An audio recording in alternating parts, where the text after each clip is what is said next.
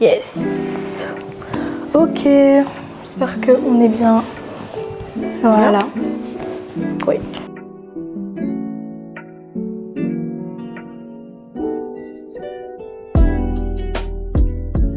Bienvenue Geneviève dans Cozy with Laurie.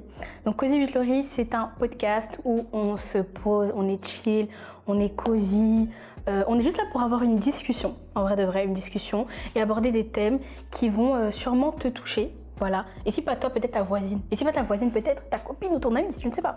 Donc voilà, et je suis vraiment très contente. Donc je te laisse te présenter, hein, je suis heureuse. En tout cas, je suis honorée d'être présente. Merci pour l'invitation. Donc voilà, moi c'est Jenny, c'est Geneviève pour les intimes, hein. C'est assez bizarre, mais voilà, c'est comme ça l'ordre. J'ai 27 ans, je suis maman de 2 enfants, je suis l'épouse d'un merveilleux mari, Dodi. Je vis actuellement au Portugal, à Lisbonne, et voilà, c'est un peu ça. Hein. Voilà, et c'est ma sœur. Oui, ah, tu es ma grande sœur, voilà, c'est ma grande sœur. La grande sœur de voilà, Laurie. même mère, même père. Voilà, 5 ans de différence au cas où, hein. Voilà, je suis l'aînée. Ouais. Donc là, comme Geneviève a dit, en fait, elle habite au Portugal et nous sommes au Portugal. Donc là, on est chez eux. C'est pour ça que le cadre a changé. De toute façon, vous allez voir petit à petit au cours des épisodes, ça ne sera pas tout le temps le même cadre. Là, on est dans mon salon en fait. Ouais, très chill, très cosy. Vous avez vu, hein, petite lumière derrière. On se met bien, on se met à l'aise. On va commencer peut-être avec... en vrai, parle-nous un peu de ton témoignage et comment t'es arrivée à Jésus. En fait, j'ai connu Christ via mon mari aujourd'hui, qui est aujourd'hui mon mari, voilà. On s'est connus en 2016, on ne connaissait pas encore Christ. Donc lui, il a connu Christ et puis en gros, il m'a... il a forcé la main, quoi. Non, il m'a dit, en gros, c'est soit tu suis Christ, soit toi et moi, c'est fini, quoi. Dilemme. Voilà, c'était un dilemme. Et moi, comme j'étais très amoureuse, j'ai dit, vas-y, je suis Christ. Bon, au moins, tu avoues que tu l'as pas fait d'abord pour Dieu, en fait. J'ai suivi au début Christ, j'ai accepté Christ par amour pour Dodi. C'était aussi facile parce que voilà, notre père est catholique et notre mère est musulmane et on a baigné dans le catholicisme, on a fait vraiment tout ce qu'il fallait faire à l'église. Donc voilà, je connaissais déjà Dieu, donc suivre Jésus n'était pas non plus... c'est pas un truc de ouf, voilà. C'est pas un changement radical. Non, c'était pas un changement, donc voilà, c'était, allez, je comprends que Jésus est Dieu et allez, allons-y, hein. Let's go. Donc voilà, au début c'était vraiment par amour pour Dodi et non par amour pour Christ. Et voilà, au fil des années, je dirais... tu parles avant le mariage ou après? Oui, donc avant le mariage, il s'est passé une situation qui a fait que là, j'ai vraiment vu en fait que Jésus est Dieu, en fait. Jésus est Dieu et que Jésus est vivant, en fait. Que là, il y avait une situation, Dieu a agi. Et voilà, il m'a ouvert les yeux et c'est vraiment à partir de ce moment-là, c'était en 2018, que là, vraiment, j'ai donné ma vie à Christ, vraiment d'un cœur sincère. Tu vois, c'est ça la différence. Là, j'ai vraiment voulu le suivre vraiment sincèrement pour qui il était, pas pour ce qu'il pouvait m'apporter. Et donc voilà, donc j'ai donné ma vie à Christ et puis directement, j'ai réellement donné ma vie à Christ. Et puis là, il y a eu le mariage. Et puis, en 2019 2019, je me suis mariée, j'avais 21 ans. En 2019, en fait, donc ça dit peu après, vous étiez tombés dans le corona, en fait. Oui, voilà, on était mariés, en fait. On avait fait tout. Et ouais, du coup, 21 ans, on s'est mariés. Crazy. En fait, attendez, pause. Parce que, en vrai, moi, j'ai 22 ans. Vous voyez, quand j'avais 21 ans, je me disais, mais... En fait, donc, quand elle s'est mariée, moi, j'avais 15 ans. Donc en mode, pour moi, c'était normal, on se marie à 21 ans, c'est ok. Mais après, quand moi, j'ai grandi, je me dis, attends, moi, j'ai 22 ans, là. Je suis pas mariée. Mais est-ce que j'ai même envie de me marier? En fait, après, bon, tu vas nous expliquer, mais genre, il y a des réalités de la vie où je pense que moi, à mon époque, on se rend plus compte que vous, à votre époque, quand on avait le même âge. Genre. Je sais pas si tu vois ce que je veux dire. Genre en mode, quand toi, t'avais 21 ans et quand moi, j'ai 21 ans, vu qu'on a donné notre vie à Jésus, enfin, comment expliquer? Genre, il y a des réalités, je pense que tu n'avais pas encore conscience quand tu t'es mariée. Des réalités en Christ? Ouais. Ah non. Voilà, c'est ça. Je me suis que je mariée, voulais dire. on n'était pas enseignés. Hein. Voilà. Là, on est ici, c'est vraiment par la grâce. Hein. Ouais, voilà. On Et est tu à vas nous expliquer. septième année pardon, de... Waouh, le chiffre parfait. Voilà, ça va faire 7 ans cette année que nous sommes mariés, mais c'est que par la grâce de Dieu, c'est vraiment ça. On n'a pas été enseignés. On était des bébés spirituels. Et non, franchement, là, j'ai commencé à avoir beaucoup de questions là. Bébé physique, bébé spirituel. Je te dis. Pour le coup. Et non, on a pris ce risque-là et vraiment Dieu nous a fait grâce aujourd'hui, mariés, heureux, heureux vraiment. On a Christ dans notre vie, on a 2 magnifiques enfants en bonne santé et ouais, on est là. Waouh. Et en fait, je voulais demander aussi du coup, ma première question, est-ce que tu conseillerais à quelqu'un de se marier aussi jeune que toi? Bon, il y a des personnes qui se marient encore plus jeunes, hein, mais 21 c'est quand même très jeune. Ouais. Non, je trouve que... En fait, 21 ans, quand je me remets vraiment en arrière, j'étais vraiment... je pensais vraiment que j'étais une adulte et tout, alors que je venais à peine de rentrer dans la vie, j'avais même pas fini mes études. Je pense que... En fait, c'est même pas une question d'âge, en fait. Pour répondre à ta question, c'est pas une question d'âge. C'est une question d'avoir une certaine maturité. C'est la maturité. Spirituelle ou maturité même dans la vie, tu veux Maturité d'abord dans la vie et maturité aussi spirituelle. Parce que rentrer dans le mariage sans avoir été enseigné, sans avoir guéri certaines blessures, c'est des risques, c'est très risqué, très risqué. Même si vous vous aimez, mais c'est risqué. Donc ça, j'appuie en fait sur... La grâce. Non, la grâce qu'on a aujourd'hui, oui. Ouais. Mais le fait d'être enseigné. Avant de se marier. Avant de se marier. Très important. Très, très important. Vraiment. Genre, enseigner sur quoi, genre? Qu'est-ce que le mariage? Qu'est-ce que le mariage? Je pense que les enseignants expliquent aussi que c'est important d'être guéri de certaines blessures, en fait. Ouais. Tu ne peux pas rentrer dans le mariage avec les blessures du passé. Là, c'est vraiment, tu mets aussi des problèmes dans votre couple qui ne regardent même pas lieu d'être, en fait. Voilà, qui n'ont pas lieu d'être. Donc, la restauration. Je ne suis pas prof je donne pas des cours de mariage, mais je pense. Mais c'est ton expérience en fait, hein. Ouais, je pense que oui, qu'on enseigne aussi sur le fait d'être guéri, la guérison quand même. Donc ouais. Ok. Et tu es femme, mais pas n'importe quelle femme. Tu es femme de footballeur. Voilà. Bon, on parle de footballeur professionnel. Hein, vous savez, il y a plusieurs rangs et tout. Mais voilà, vraiment, c'est son job, etc. Et moi, en tant que sa sœur. Ils ont quand même beaucoup voyagé, beaucoup changé de ville, etc. Est-ce que tu peux nous en parler un petit peu? Parce que les gens disent que, voilà, femme de footballeur, qu'on se le dise, c'est limite, c'est à la mode maintenant. Je veux être une wag, etc. C'est-à-dire que Geneviève, quand elle s'est mariée, bon, moi, je voyais cette vie-là, mais c'était pas comme sur les réseaux maintenant. Là, sur les réseaux, c'est vraiment en mode... Moi, en fait, on connaissait pas ce monde-là, le foot, etc. On ne connaissait pas. Je dis on parce que c'est ma vie, en fait. Mais on ne connaissait pas du tout. On n'était pas du tout intéressés par ça. En fait, on n'était pas intéressés par ça, honnêtement. Et même moi, jamais je pensais me marier avec un joueur de foot. C'était même pas passé dans ta tête, en fait. Mais non, parce alors que que là, maintenant, je pensais à, comme j'allais à l'université, je me suis dit, ouais, un banquier, tout ça, un gars que je rencontre dans les études. Mais non, Dieu, il a chamboulé un peu mes projets. Et jamais je n'aurais imaginé, je n'avais pas imaginé me marier avec un joueur de foot professionnel. Donc, pour ceux qui ne savent pas, je suis l'épouse d'Odi Luque-Bacchio. Joueur international belge. Voilà, international belge, joueur à Benfica. C'est pour ça qu'on est ici à Lisbonne. Et les gens, 90% des gens, ne voient que l'extérieur en fait. Ouais. C'est-à-dire beau. La notoriété, le matériel, l'argent, les vacances, le confort, tout ça, tout ce qui est beau en fait, il n'y a que ça en fait que les gens Et on voient. va pas se plaindre en soi, on va pas se plaindre, c'est une grâce. C'est une réalité qui est vraie, mais il n'y a pas que ça en fait. Ouais, pas du tout. Et notre quotidien, c'est pas ça en fait. Notre quotidien, c'est des sacrifices, c'est des déménagements, c'est, quand je dis sacrifice, c'est-à-dire que pardon, moi, quand je me suis mariée directement, j'ai dû déménager en Allemagne. C'est que j'ai vécu 21 ans avec ma famille. Du jour au lendemain, on va dire. Tu quittes tout ce que tu connais, en fait. Je quitte tout, en fait. Ouais. Je quitte ma mère, mon père, je quitte mes sœurs, mes frères. Et c'était dur. Donc, tu t'éloignes. Bon, au début, quand même, elle était contente, la meuf. La meuf, elle était contente. En fait, ce qu'il faut dire, c'est quoi? C'est que nous, on a grandi dans une famille où on ne le sait pas faire ce qu'on voulait, en fait. Non, voilà. Pas du tout. Déjà, on devait rentrer à 19h, 19h30. C'est pas la vie d'Aloca. C'est-à-dire, oui, j'ai un petit copain, mais je le cache. Donc, quand je me suis mariée, c'était trop bien. C'est libertad en Ouais, fait. liberté, liberté, c'est fini les ménages, rentrer à telle heure, là je suis avec mon amoureux là, En plus, tu vois, je suis vraiment dans la légalité en plus. Ouais. Donc c'était trop bien. Mais Ouais. en fait, sur mon écran, j'avais la photo de mes petites sœurs, pas de Laurie, hein, mais Ouais, de... parce qu'on a encore trois petites. Donc Donc j'avais, deux filles à cette époque, pardon. À cette époque-là, on avait que encore 2 sœurs confectionnées. Voilà. Mais il y en a un troisième qui arrive après. Donc j'avais Lily et Ruby sur mon écran et à chaque fois que je regardais, je pleurais. Parce qu'il faut savoir que Genève, c'était vraiment la grande sœur en fait. Ah, Donc quand t'es grande sœur, c'est deuxième maman et elle s'occupait beaucoup des petites. Enfin, c'était la première. C'est-à-dire, il y a ma mère, il y a elle et après il y a moi. Voilà. Et donc, donc je pleurais.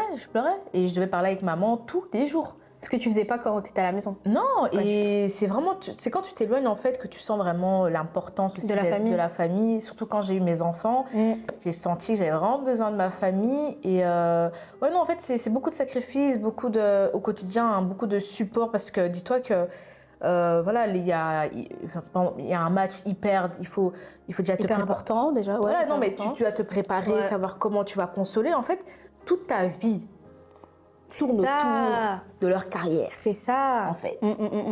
Tu t'effaces, en fait, tu vois. Mais c'est pour ça que c'est pas... Moi, je pense que c'est pas une vie pour tout le monde. Non. Genre, on voit beaucoup le luxe, etc.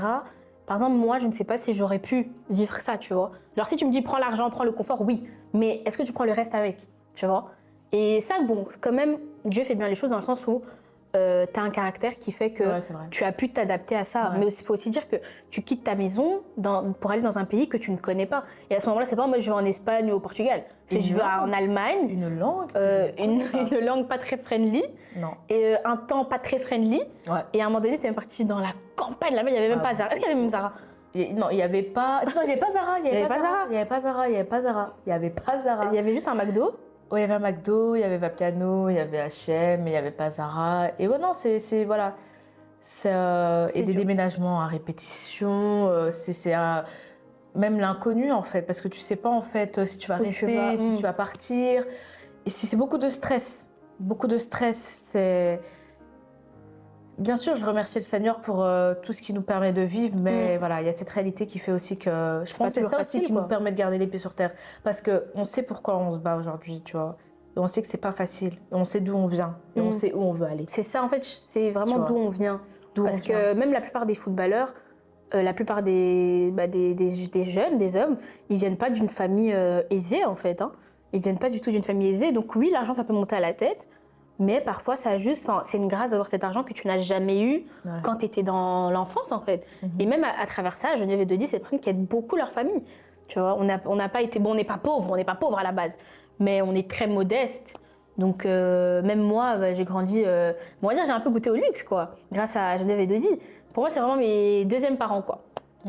Donc, ouais, c'est aussi avoir l'argent, mais vous ne vivez pas que pour vous-même. Vous partagez aussi, tu vois. Vous partagez aussi. Parce que là, on parle d'argent, mais dis-toi que, vu que moi, je sais que la carrière de Dodi n'est pas éternelle. C'est ça. Quand j'ai éternelle, c'est comparé à quelqu'un qui fait un travail normal. J'ai ce stress, en fait, de bien gérer l'argent. Parce que je ne veux pas que demain, il arrive quelque chose. Banqueroute, quoi. Voilà. Il n'y a plus rien. Non. C'est pour ça que moi, j'épargne. J'épargne. Je ne fais pas des folies, on sait quand dépenser, comment dépenser, et c'est important parce que l'argent qu'on a aujourd'hui, c'est une grâce, c'est vrai. Yes. Mais c'est important de savoir comment la gérer et se rendre compte que c'est pas éternel. Hein. Et aussi que c'est l'argent que Dieu nous prête. Hein. Voilà, c'est bien gérer ça en fait. Ok, bah ouais. Donc ouais, on voit que c'est quand même une vie assez mouvementée, une vie de stress, etc. Et donc on va dire à ce moment-là, tu n'avais pas encore d'enfants, donc je pense que c'était encore plus simple, on va dire, moins difficile. Mais quand tu as eu des enfants, qu'est-ce qui était plus... Genre les déménagements, tout ça. Sans enfants, ça va. Tu vois, c'est-à-dire que tu as juste géré toi et Dodi. Ouais, on n'avait pas beaucoup d'affaires non plus. C'est ça. Et tu n'avais pas vraiment besoin. Tu avais besoin genre qu'on soit là pour la compagnie, mais tu n'avais pas vraiment besoin de notre aide, quoi. Non. Et puis, bah, tu es tombée enceinte. Ouais, je suis tombée enceinte. On était à Berlin quand je suis tombée enceinte. On a déménagé à Wolfsburg, qui est une ville à 1 heure de route de Berlin, c'est une ville en fait industrielle. C'est là qu'on industrielle. Ouais, donc c'était encore tu t'éloignes encore plus de ta famille. Et bon, c'est vrai que j'avais mes études aussi. Ah ouais, c'est vrai, ça t'a pas dit. Hein. Ouais, j'étais T'as pas étudiante. lâché, elle a pas lâché. Hein. J'ai Il y pas a lâché. beaucoup de personnes qui auraient lâché. Pas lâché. Elle a pas lâché, franchement. Rendre fier mon papa qui a beaucoup insisté sur les études et sur l'importance d'avoir un diplôme. Un diplôme en fait. Et même pour ma fierté personnelle en fait. J'ai mon petit papier, j'ai mon diplôme. Et il y a aussi une phrase que ma mère elle aime trop nous dire. Bon, c'est pas trop la réalité, mais ton deuxième mari c'est ton diplôme. Ouais, voilà. Parce que voilà. Enfin, ton premier mari ou je sais pas quoi, mais ouais, en gros c'est important quoi. Ouais. En gros c'est important et ouais, j'ai mon diplôme. Et je l'ai fait. Donc quand j'étais enceinte, c'était ma dernière année d'études. Mais t'avais pas déjà accouché même? Non. Ah non. Donc ma dernière année, c'était quand j'étais tombée enceinte et tout. Et ouais, j'ai accouché. Comme j'ai accouché genre en janvier, j'ai pas pu passer les examens. Du coup, j'ai dû tout faire en mai et en août. Et j'ai réussi par la grâce de Dieu. Voilà, j'ai jamais doublé, j'étais vraiment... Cerveau. Comme on dit, disciplinée. Disciplinée, en fait. Très disciplinée. Rigoureuse. Parce que c'était à distance. Donc, ouais, c'était à distance. Moi, I could never. Ouais, voilà. I could never. Vraiment. Ouais. Ouais, du coup, voilà, t'as eu tes enfants, etc. Et comment t'as vécu, du coup, le fait d'avoir... Bon, on va passer directement au... Non, bon, on va passer à un d'abord. Comment t'as vécu le fait d'avoir un enfant? Là, t'étais à Wolfsburg, etc. Bah déjà, avant d'avoir un enfant, je voulais avoir 6 enfants. Elle a bien pris parce que nous, on est 6. Donc, je me suis dit, ouais, 6, c'est un bon chiffre. Ouais, c'est beau. Puis, je suis tombée enceinte, tout s'est bien passé par la grâce de Dieu. Et puis, j'ai accouché, j'ai fait une césarienne. J'ai mal vécu ma césarienne parce que voilà, j'étais en Allemagne. Je comprenais pas la langue. C'était pas prévu la césarienne. C'était Covid, là? Ouais, c'était pendant Covid aussi. On pouvait pas trop être là et tout. Voilà. Donc voilà, j'avais mal vécu cet accouchement et c'est là que je rentre à la maison, il n'y a pas ma mère. Quand, genre après l'accouchement, tu veux dire? Ouais, je rentre à la maison avec le petit, j'avais mal, je rentre avec Dodi et je vois il n'y a personne. Et ça m'a déprimée en fait. C'était ça mon postpartum. C'était pas d'avoir accouché en fait. C'est d'être seule en fait. C'était d'être seule, de ne pas avoir ma maman à mes côtés, tu vois. Alors que je sais qu'elle aurait aimé être présente, mais bon, elle a aussi son travail. Mais voilà, être éloignée comme ça m'a vraiment travaillé sur moi en fait. Et j'ai eu du mal, j'ai vraiment eu du mal. Mais après, bon, on s'habitue et j'ai un époux qui m'a beaucoup aidée. Et puis bon, il a fait ce qu'il pouvait, parce qu'il pouvait pas non plus être tout le temps là. Non, parce qu'il avait eu le Covid aussi. Donc, et puis après, par la suite, il avait aussi les entraînements, les matchs. Ouais. Mais après, vous êtes venus. Mais oui, c'est vrai que c'est difficile d'accoucher et de rentrer seule. T'as pas ta famille, de ne pas être entourée. Donc c'est aussi, on va dire, le risque du métier, quoi. Et c'est là que tu vois l'importance de la famille. Oui. Je pense, parce que tu vois, quand on est petit, on se rend pas... genre, je me rappelle quand j'étais petite, je disais, ouais, j'aime pas ma sœur et tout. Tu te rappelles, quoi? Genre, quand t'es petit, tu te rends pas compte.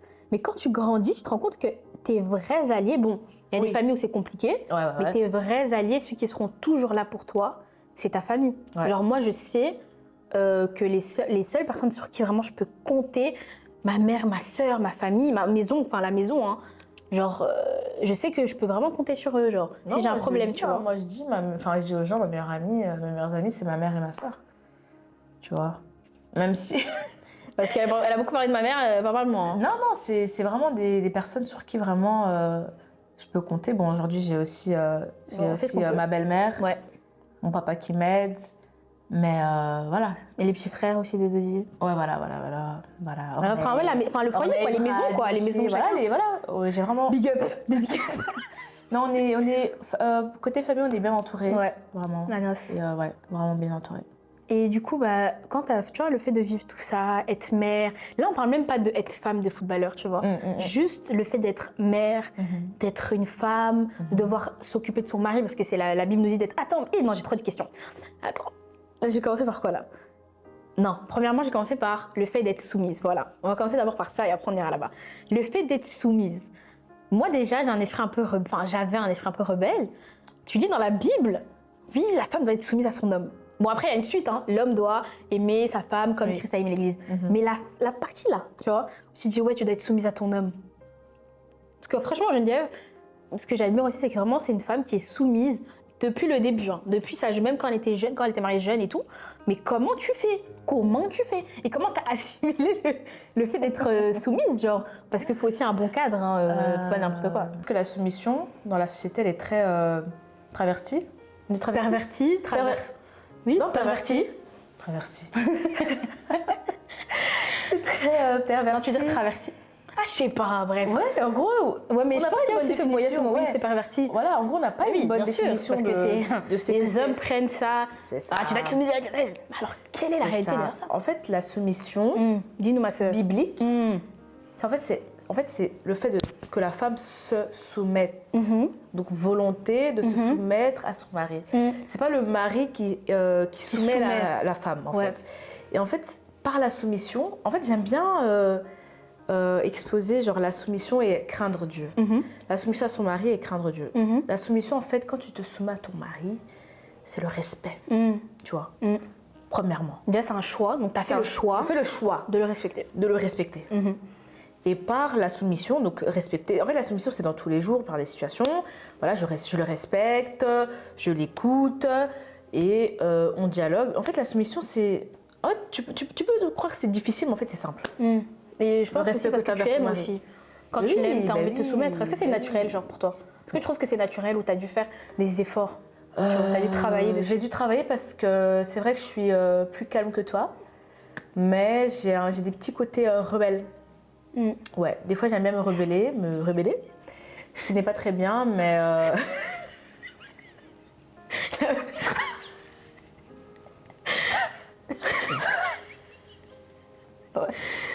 donc ouais, des fois j'aime bien me rebeller et je pense que c'est la nature aussi de la femme en quelque sorte. Ouais, Tu vois, ouais, j'ai vu ça rebelle. aussi. C'est notre nature qu'on doit vraiment éteindre et mettre en avant la soumission. Et c'est quelque chose que je mets en prière tous les jours parce que je veux que mon couple fonctionne, je veux que mon mariage fonctionne, je veux être un exemple en fait et montrer que non, la soumission c'est pas en fait on t'écrase. C'est pas négatif, quoi. Non, c'est pas négatif, c'est positif. Si le Seigneur nous demande, nous recommande de l'être, c'est pour notre bien aussi en fait, c'est pour que ça fonctionne bien. Voilà. Mais ouais, parce que j'ai aussi vu, il y a des prédications qui disent que la femme, Dieu l'a demandé d'être soumise parce qu'elle sait que c'est quelque chose qui n'est pas naturel. Tandis que l'homme, Dieu l'a demandé d'aimer sa femme parce qu'il sait que c'est aussi quelque chose qui prend. Ça se travaille, tu vois. Ouais. Et ouais, donc c'est ça. Et qu'en fait, soumission, donc être sous la mission de. Donc là, tu as choisi d'être sous la mission de Dieu, par exemple. Tu vois. Sous la vision, en fait. Sous Tu suis sa l'autorité. vision, sous l'autorité. Et c'est un choix, voilà. Non, c'est vraiment un choix. Genre, on nous a fait tu vois, la comparaison entre, par exemple, ton enfant, Elion, il n'a pas le choix de t'écouter. Tu vois, il n'a pas choisi d'avoir une maman et il n'a pas choisi de t'avoir toi. Tu vois, donc lui, il n'a pas le choix. Mais toi, tu as pris la décision de suivre de Dieu. Tout à fait. Donc c'est un choix par amour, en fait. Tout à La fait. soumission. Voilà. Dans tout ça, tu vois, dans ton rôle de mère, dans ton rôle de femme et tout, comment tu fais? Parce que les gars, moi, je suis son train de vie à la maison. On ne parle pas de son train de vie quand tu vas au stade. Parce qu'en vrai, les seuls bons moments, on va dire, les seurs bons moments, les moments où tu sors, etc. Bon, après, ça, c'est aussi toi, personnellement. Genre, tu aurais pu plus sortir, mais voilà. Genre, en mode, je sais pas, genre, tu vas pas aller te balader, faire du shopping, par exemple. Non. Tu vois, c'est pas ta DA, genre, tu vois. Non. Mais donc, les moments où tu sors et tout, c'est quand il y a les matchs ou quand il y a des vacances. Déjà, t'as même pas dit que les vacances sont très peu, en vrai. Ah oui. T'as pas été choisi pas aussi. Ça fait partie des sacrifices, en fait. C'est qu'il n'y a pas de jours fériés, il n'y a pas de vacances. Ça peut être ton anniversaire, mais bon, en gros, t'as pas de congé. Oui. En fait, les congés Et qu'on a... quand t'accouches, ils ont des congés ou pas? 2 jours. Ça dépend du coach. Voilà. Ok. Il n'y a pas une règle. Si ton coach là vraiment il t'aime pas ou quoi, je pense en gros ça dépend du coach. C'est pas en gros écrit dans la loi ou quoi. Et donc on a, en tout cas ici au Portugal il n'y a pas de vacances en décembre. Ok.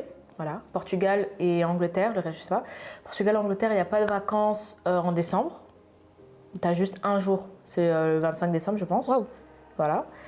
Et t'as quoi? T'as peut-être un mois, et dépendamment s'il n'y a pas de Coupe du Monde, s'il n'y a pas l'Euro, s'il n'y a pas la CAN, s'il n'y a pas ceci. En gros, s'il n'y a pas de compétition, s'il n'y a pas de tournoi, tu peux avoir 6 semaines de vacances. En été. En été. Ok. Comme je disais, moi je suis vraiment sa vie de très près. Ou même quand par exemple je la remplace ou quoi, parce que voilà, elle veut un peu sauter, tu vois. Genre en mode. En fait, c'est vraiment. Avoir des enfants, genre même en général, être mère au foyer, les gars, c'est du boulot, hein. Waouh, c'est du boulot. Genre, je pense qu'il y a des femmes qui ne choisiraient pas du tout cette voie-là, tu vois. Comme il y a des femmes qui choisiraient de ne pas travailler, mais genre, tu te lèves le matin, tu prépares les enfants, tu vas les déposer, tu as quelques temps pour toi, et puis tu dois aller les chercher, leur donner à manger. Et nanani. En fait, c'est tous les jours la même chose, tu vois. Ouais, ça, et c'est vraiment. C'est organisé en Je soi. pense qu'en 2026, on sait que femme au foyer, c'est un travail. Ah, bah oui, j'espère bien. Je pense que voilà, en 2026, on sait que femme au foyer, c'est un travail, mais en dehors de ça, aujourd'hui, moi, je gère en fait notre patrimoine. Je suis, on va dire, j'aime bien dire, je suis la coordinatrice, l'intermédiaire entre Dodi et les banques. Les prestataires, on va dire tous les services. Les intervenants externes. Voilà, je suis intermédiaire en fait. Et donc moi, ce que je fais, c'est que je fais les réunions, les meetings, tout. Et après, j'explique à Dodi les choses. En fait, t'es un peu comme une assistante. Et t'aimes bien en fait. J'aime trop. T'es un peu la secrétaire. Je suis la secrétaire manager, de mon mari, manager. Je ne suis pas que femme au foyer. Voilà, je gère notre patrimoine immobilier, nos investissements, tout ça. C'est ce que je fais aujourd'hui. T'as toujours aimé en vrai gérer l'argent et tout. J'ai toujours aimé gérer l'argent. C'est ça qui me fascine avec Dieu, c'est que des fois, il y a des trucs, c'est en toi. Et après, plus tard, si tu vois que ça se révèle, mais c'était déjà là, genre, tu vois. C'est ça qui est dingue. Mais bref, du coup, ce que je voulais dire, c'est dans tout ça, comment tu fais pour avoir une relation avec Dieu? Genre, je trouve que c'est moi, personnellement, c'est compliqué. Déjà, juste école, si tu veux aller avoir une bonne santé, faire du sport, manger bien, t'es quand même dans une maison où tu vois, quand t'es africaine, pardon, tu t'occupes un peu des enfants, etc. Bon, il y a ma mère et il y a mes cousines qui habitent avec moi, donc ça va, tu vois. Mais genre, même là, c'est compliqué. C'est compliqué. Donc, comment tu fais pour entretenir une relation avec Dieu dans tout ça, en fait? Ça m'a mis du temps avant de trouver ma routine avec le Seigneur. Parce que à la base, j'avais pas vraiment une vraie routine. Même avant d'être maman, j'avais pas vraiment ma routine avec le Seigneur. Je méditais pas tous les jours, je priais pas tous les jours. Et j'ai mon mari, mon tendre époux, qui toujours me poussait en fait à me rapprocher de Dieu, à prier. Au début, je sentais ça un peu comme une pression en fait, parce que je voyais que lui, il était là, moi j'étais là, donc j'avais la pression en fait, tu vois, de faire comme lui. Et non, et on a un visiteur. Voilà. Et donc, vraiment, j'ai vraiment galéré. J'ai galéré à avoir cette routine, à trouver vraiment qu'est-ce qui me correspondait et qu'est-ce qu'il fallait que je mette en place pour vraiment être, comment on dit ça là? Disciplinée, constante. Ouais, constante en fait. Voilà, c'était la constance que je recherchais. Et donc, vraiment, c'était quoi? C'était, je pense, il y a 2 ans ou l'année passée, je ne sais plus trop quand, j'ai enfin trouvé ma routine avec le Seigneur. Voilà. C'est que je ne me mets pas de pression. Se mettre la pression, c'est pas bien, tu vois. Donc, ma routine qui fonctionne bien avec moi, c'est chacun son... Oui, tu donnes de tips. Voilà, tips. Moi, ce que je fais, c'est que normalement, quand tout va bien, je prie tous les jours. Ok. Au moins 30 minutes. Ok. Normalement, tu ne dois pas mettre un timer, mais tu te dis au moins j'ai fait ça, et puis ça peut être un peu moins, ça peut être un peu plus, mais au voilà, moins tu as fait quelque chose. Il faut au moins que je fasse 30 minutes, temps, quoi. Tu vois, j'ai mon temps. Donc je détermine mon temps avec le Seigneur tous les jours, je prie, et quand tu es maman, idéalement c'est de le faire quand ils sont pas pendant là. La journée, quand ils ne sont pas là, comme ça le soir tu peux te détendre. Et donc voilà, tous les jours je prie au moins 30 minutes ou plus.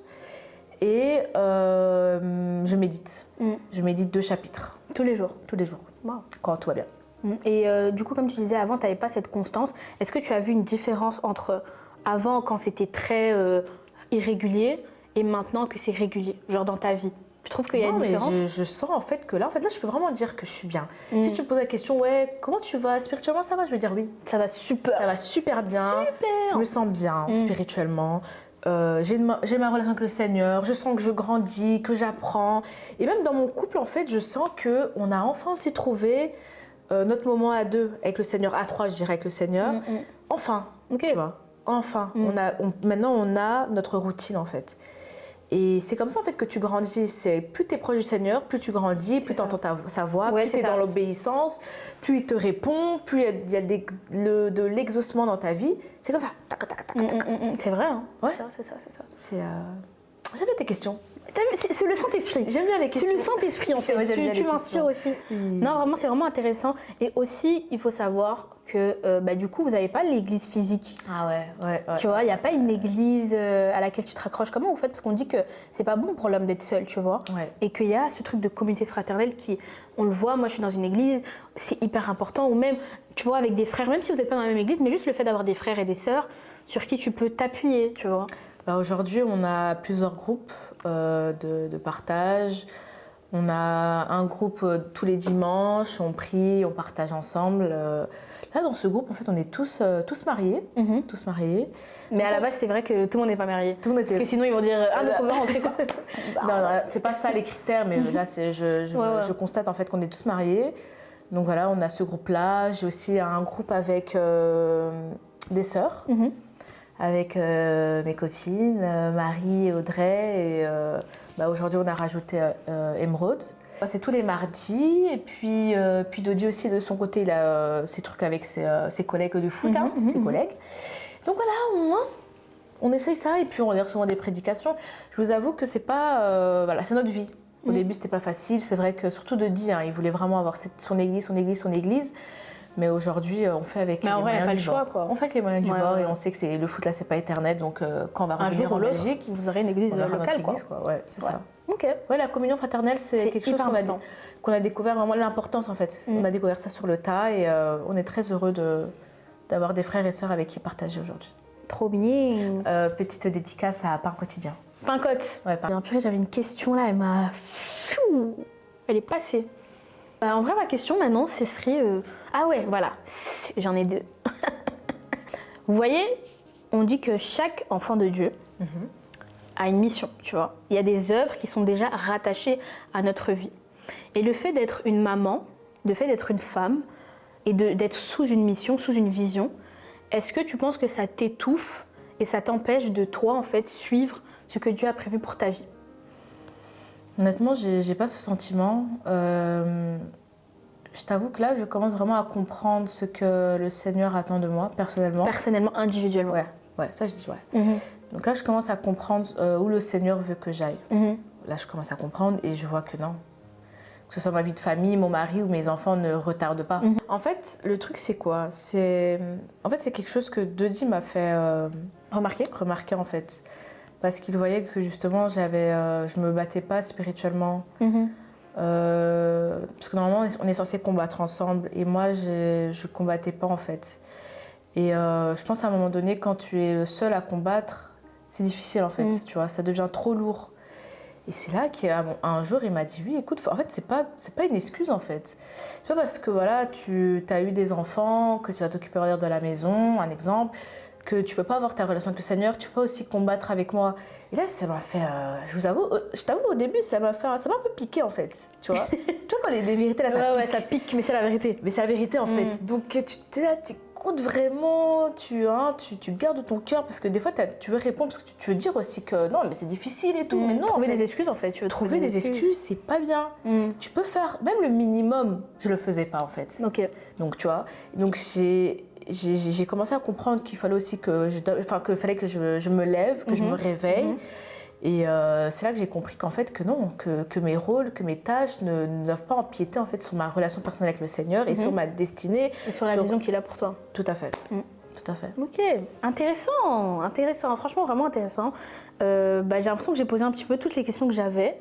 Mais vraiment, je rends grâce à Dieu parce que comment tu parles, c'est très inspirant. Et je suis sûre qu'il y a une sœur, que tu vois, il y a quelqu'un qui entend ce que tu dis, quoi. C'est la première fois que je m'exprime en fait réellement sur le sujet parce que moi, parce qu'il n'y avait pas vraiment sur les réseaux. Voilà. Là, tu es sur YouTube, là. Tu passes à la télé, là. Tu vois ce que je veux dire ou pas? Ouais. Peut-être ça t'a fait du bien. Ouais, non, en fait, c'est chouette en fait de témoigner, de parler, de s'ouvrir. C'est chouette. Ouais. C'est chouette. C'est vraiment. C'est thérapeutique. Ouais. Et le pire, c'est que vraiment, en fait, tu vois, quand on est assis là. On n'a pas encore posté. Genre, tu te rends pas compte à quel point il y a quelqu'un, même si c'est une personne, peut-être à l'autre bout du monde, à Ouagadougou, j'aime trop dire Ouagadougou, désolée. Peut-être que là-bas au Mali, tu vois, il y a une personne qui va entendre ce que tu as à dire et elle va se lever. Non, et c'est ça qui est dingue en fait. Non, en fait, j'espère que, et c'est notre mission, j'espère vraiment qu'une personne, au moins une, sera touchée par ton témoignage. Par mon témoignage et voir en fait qu'être femme de footballeur, parce qu'on n'a pas dit, mais on sait déjà que être femme, c'est difficile. Être une épouse, c'est difficile. Être maman, c'est difficile. Et être en Christ, en plus de ça, t'es en Christ, c'est difficile. C'est vraiment difficile, mais pour montrer en fait que tout est possible en fait avec Dieu. Tu vois, quand tu as vraiment le Seigneur à tes côtés, quand tu veux vraiment être dans l'obéissance et le craindre réellement, quand tu fais vraiment les choses réellement, il te facilite les choses en fait. Et moi, je veux vraiment... voilà, je sais pas quel stéréotype les gens ont sur les femmes de joueurs, mais voilà. Je suis comme toi en fait, je suis simple, j'aime Christ comme toi tu aimes Christ, je le crains comme toi tu le crains, peut-être même tu le crains plus que moi, ouais. tu œuvres plus que moi, mais voilà, on est pareil en fait. À the end of the day, on est juste des femmes qui essayent de se battre, en fait, de s'en sortir. De s'en sortir, tout à Voilà, fait, c'est ça, tout et à fait. chacun ses combats. Hein. Voilà, C'est chacun ses niveaux et chacun ses... Chacun sa réalité. Chacun sa réalité, c'est ça que je cherche au fait. C'est ça. C'est chacun sa réalité. C'est ça. N'enviez pas la réalité de quelqu'un d'autre. Vous savez pas ce que la personne vit derrière, vraiment. Non. N'enviez pas. Suivez votre propre parcours et je le répète parce que même moi, vous allez voir de toute façon dans les vidéos que je mets en ce moment, j'évoque que voilà, quand tu es jeune ou même quand tu es plus âgé, tu es en mode, tu vois les autres et tu dis mais est-ce que je fais bien? Est-ce que je suis dans le bon? Est-ce que c'est ce que je veux, tu vois? Mais est-ce que toi, tu as déjà, si je peux me permettre... Oui, donc on me pose des questions, oui. Si je peux me permettre, est-ce que tu as déjà ressenti une pression quand tu me voyais? Pas vraiment. En fait, avant, pas du tout. Mais maintenant, oui. Déjà, sur le choix du mari. Je me suis dit, ah oui, si. Je me suis dit, je peux pas ramener n'importe qui. Parce qu'il faut savoir aussi que mon frère est marié avec une avocate. Donc mon frère est marié avec une avocate. Ma grande soeur est mariée avec un footballeur. Wesh. Je vais faire quoi en fait? Mais c'est même ça qui a fait même peur à certains garçons qui s'approchaient de moi, tu vois. Ouais. Parce qu'ils voient que voilà, je suis souvent avec Dodi, Geneviève et tout. Ils sont en mode, ah non, elle coûte trop cher elle. Alors que elle, c'est pas du tout mon argent, c'est pas ma vie. Genre oui, j'ai mes envies, etc. Mais je me battrais moi-même pour avoir ça, tu vois. Et de toute façon, voilà, mon futur mari, bon, on va se débrouiller ensemble seulement. On va se débrouiller ensemble. Mais le plus important, je me suis rendu compte que c'était pas la fonction de la personne, tu vois. Non. Genre qu'est-ce qu'elle fait, ce qu'elle a, mais qui il est, tu vois. Et même genre quand je vois Dodi, parce que Dodi et Geneviève, c'était le premier couple, on va dire, qui ont été un exemple pour moi, tu vois. Genre pour moi, c'est genre les générations plus vieilles, pour moi, il y avait vraiment rien d'inspirant, désolée. Tu vois ce que je veux dire, de ce que j'ai vu, hein. Sûrement il y en a. De ce que j'ai vu, il n'y avait pas vraiment dans mon entourage. Et donc en fait, c'était un exemple et tu dis, ok, je vais faire la même chose, tu vois. Mais en fait, tu prends exemple, pas sur ce qu'ils ont, mais sur ce qu'ils sont. Et c'est ça aussi qui a fait que j'ai donné ma vie à Jésus. Parce que je me suis dit, quand je vous voyais du coup avec Pincotte, donc avec leurs amis, je me suis dit, à un moment donné, comme ça, j'étais assise comme ça, on était un peu pressés, tu vois, si tu te rappelles. Et je les voyais comme ça, ils étaient en train de partager. Ah oui. Et en fait, il y avait une paix comme ça, un amour qui se dégageait. Je me disais, mais waouh, moi aussi, en fait, je veux. Et j'avais dit ce jour-là, j'ai dit, les gars, je pense que je vais me faire baptiser. Je sais pas si tu te rappelles. Non. Je te rappelle pas, mais j'avais dit, ouais. À Excel, oui, à Excel et tout. J'avais dit, ouais, je pense que je vais me faire baptiser et tout, parce que c'est vraiment ce qui dégage, en fait, qui donne envie, et pas ce qu'ils ont. Tu vois. Je rends gloire à Dieu parce que c'est ça, en fait. C'est ça qu'on est censé dégager, en fait. C'est ça. On doit chrétien. donner envie aux autres de aussi connaître Christ et de vivre cette vie-là, en fait. Non, en fait, vivre avec Christ, c'est vraiment doux. C'est doux. C'est doux. Oui, c'est doux. Non, c'est doux. Je pense que moi, personnellement, j'ai tout dit. Si t'as quelque chose à dire pour clôturer, n'hésite pas. Sens-toi libre.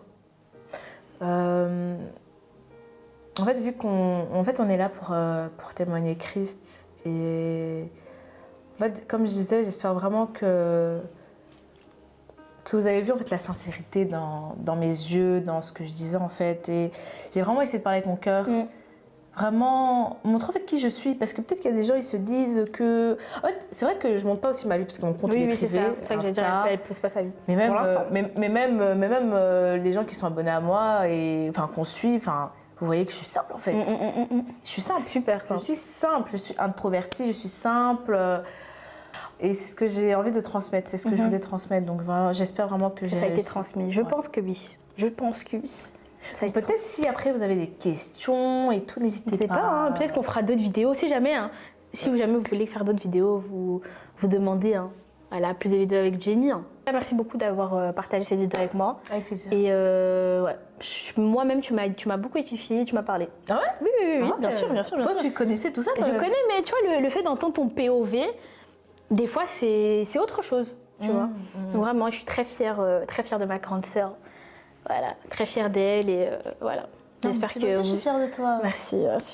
Donc voilà, j'espère que vous aussi vous ressentirez ce que je ressens. Donc voilà, on se retrouve bientôt pour un nouvel épisode de Cozy with Laurie. Et voilà, bisous, au revoir. Don't gotta worry, 'cause you got me here. You keep me from falling when I'm down and out. Now I'm wondering what's the deal with